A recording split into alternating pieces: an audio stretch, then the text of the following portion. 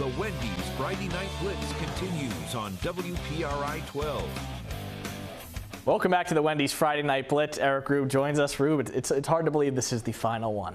I can't believe the season's over. How fast? How fast it went. We still got next week. You won't be on the Thanksgiving show, unfortunately. Tonight, what a night it was. It's almost poetic, right, for Belford. 36 yards for number 36. How awesome is that? Yeah, and he's a kid, too. He started his high school career at Pontigansett really early, made an impact as a kicker, had a couple game winners. His sophomore year, came to Hendricken, immediate success. And to get a kick blocked, to be able to go back out there, keep your focus, and keep steady, knowing what you have to do, it's pretty impressive the way he finished that game out today. And with the elements, too. I mean, everything was wet. It was a wet one out there. Talk about what impressed you most in tonight's game.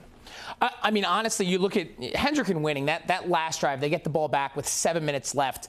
Talking to some of the guys after the game, they said they knew they wanted to score, obviously, to win the game, but it necessarily wasn't about getting 6. It was about doing what Hendricken does, which is eating clock, getting yardage. They picked up big first downs. They made big plays when it matters, and they set that up. They took away, a quick score there would have been great, obviously, but you can't give LaSalle the ball back there in that situation because the Rams were cooking tonight. I mean, they really played well. Tomoy Stitchell had a great game. Stitchell was one of those kids. He needed to show up. I was impressed with the playmaking ability he showed today. Biggest thing tonight, Sam Perry, the sophomore quarterback. He's had some struggles this year, but tonight he really showed he took that next step. Great decision-making. Great delivery of the ball. He got the ball to his playmakers, and they made plays. This kid, the next 2 years, is going to be a lot of fun to watch. Yeah, absolutely. What a game it was. 24-21 the final. Congrats to the Hawks and the Rams on a great year. All right, D1 title tomorrow. We got North Kingstown. Yeah, just a really cool matchup. You get big school North Kingstown taking on small school Burrowville. These two teams met last time. It was a few days after the passing of North Kingstown's former coach. A lot of emotion in that game, which is why this game is going to have a completely different feeling. North Kingstown, with their passing game, Jack Diano, I think that's going to be huge for the Skippers. Look for them to try to take advantage of a kind of a smaller secondary that Burrowville has. But Burrowville Magic, something to pay attention to. Those Broncos find ways to get the job done. Gennaro Ferraro. They do. They certainly do. Big two football towns going at it. You got to love it. D2, we got Montana Versailles, South Kingstown Rebels against West Warwick. I mean, it should be. I mean, defense versus branch. It should be great. I'll tell you what my favorite part about this matchup. I go to the game today. South Kingstown's standing there talking to me. James Branch right next to him, and these guys are going back and forth, just talking. Very much. These two teams respect each other. They both said it. This game's going to be done in under 2 hours. They're going to run the football. Whoever tackles best and whoever finds the end zone once, probably going to win the game. Yeah, James Branch has had a fantastic year too. A very, very good player. All right, in Division 3.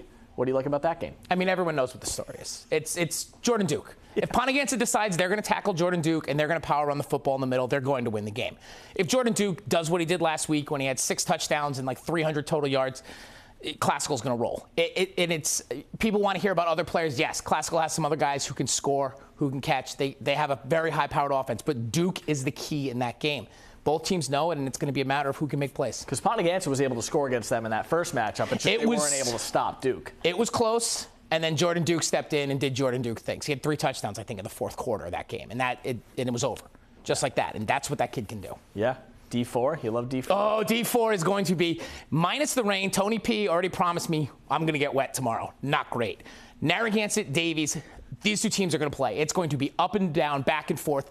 Neither team really great at stopping the run, but they can both run the football. So I'm expecting 100 points minimum between these two teams. I think 70 points is not out of the question in this game for one team. Player to watch from each team in that game. We'll start with that. Jack Giannetto, one of the best football stories of the year. Kid has never played football before this year. Didn't play Pop Warner, didn't play flag, nothing. But his buddy said, hey, come out and play football.